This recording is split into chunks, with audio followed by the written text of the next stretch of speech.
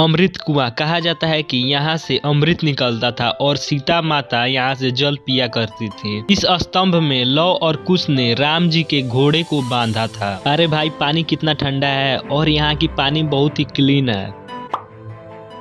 मैं चला जाता हूँ वहाँ पर नेपाल में एंट्री करता हूँ और नेपाल में आने के बाद मैं देखता हूँ कि यहाँ पर बहुत बड़ा एक हवन कुंड है। देखिए कितना बड़ा ये हवन कुंड है, इसमें हवन होता था। ये 28,000 ऋषियों द्वारा इसमें यज्ञ किया गया था। आप देख सकते हैं ये कितना बड़ा हवन कुंड है, आप तो देख ही रहे होंगे। ये तो छोटा सा हवन कुंड मैं देखा था और इतना बड़ा हवन कुंड आज मैं पहली बार देखा था। उसके बाद मैं आगे बढ़ता हूँ और यहाँ पे देखता हूँ कि ये एक सिलवट लोढ़ा यहाँ पे रखा गया था और इस पे लिखा था सीता माता को सिलौटा, मतलब ये नेपाली भाषा में लिखा गया था। लेकिन नेपाली हिंदी सब एक ही होता है, नेपाली हिंदी एक ही जैसा लिखा जाता है, लेकिन नेपाली में मतलब कुछ बोलने में अंतर होता है और कुछ लिखावट में थोड़ा सा अंतर होता है बस। और नेपाली और हिंदी में ज़्यादा कुछ अंतर नहीं है। उसके बाद मैं यहाँ पर पहुँचता हूँ अमृत कुआं और कहा जाता है था कि यहाँ पर अमृत निकलता था। मुझको विश्वास नहीं हो रहा था कि यहाँ पे अमृत निकलता था, तो बताया जा रहा था कि यहाँ पर सीता माता अपना मतलब यहीं से जल पिया करती थी और यहीं से सब भोजन बनाया जाता था। और आप यहाँ पे देख रहे होंगे कि यहाँ पत्थर के पत्थर ऊपर पत्थर सजाया गया था, जो कि लौकुश उस टाइम खेलते थे वैसे ही सभी लोग सजा देते हैं। और यहाँ पे देखिए एक स्तंभ है, मतलब यह वही स्तंभ है जहाँ पर लौकुश ने अश्व को घोड़ा को बांधा था। मतलब जो राम जी घोड़ा को भेजे थे, मतलब जिस पे सोने से अक्षरों से लिखा गया था, और जो घोड़े को भेजे थे वह वही स्थान था जहाँ पर लौ और कुश जी ने उस घोड़े को बांधे थे।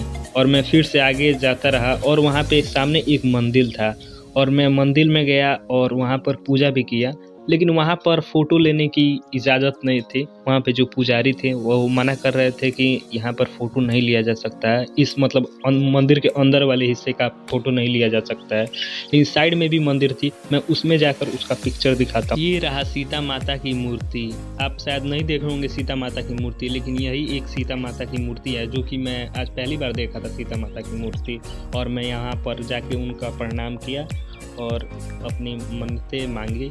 और यहाँ पे आने के बाद बहुत ही अच्छा फीलिंग हो रहा था कि मैं यहाँ पर पावन स्थान पे आया हूँ जहाँ पर सीता माँ वनवास की थी और लौकुश का जन्म हुआ था। मुझे अंदर से बहुत ही ज़्यादा अंदर से एक्साइटेड अच्छी खुशी हो रही थी।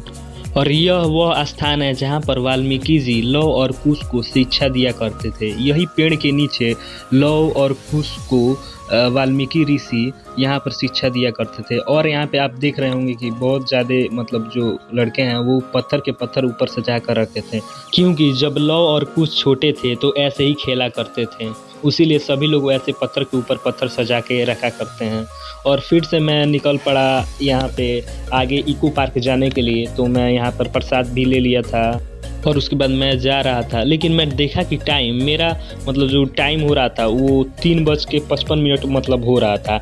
और वही नेपाल के टाइम में मैं जब फ़ोन निकालता हूँ तो फ़ोन में ऑटोमेटिक अपडेट हो जाता है, मतलब जिस कंट्री में जाया जाता है उस कंट्री का टाइम ऑटोमेटिक चेंज हो जाता है। तो मैं अपने फ़ोन के टाइम में देख रहा था कि तो उससे मतलब घड़ी से मेरे 15 मिनट अधिक था।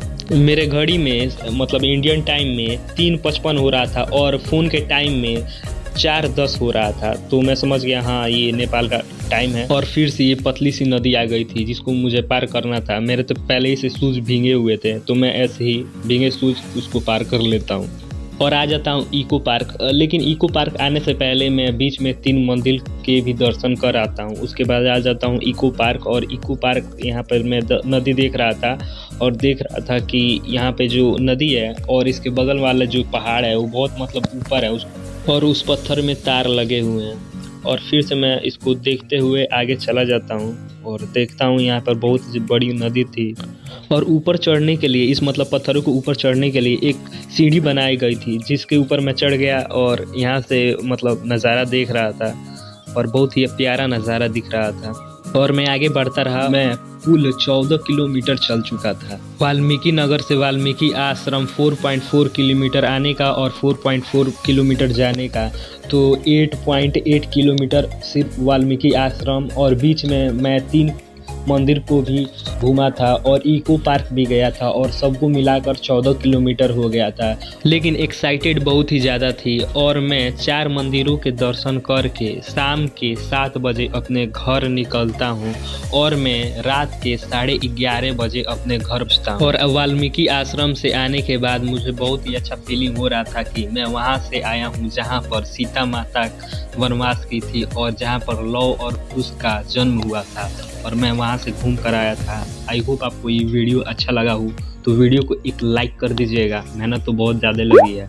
और लाइक करके चैनल पे आप नए हैं तो चैनल को जरूर सब्सक्राइब कर लीजिएगा। And thanks for watching this video.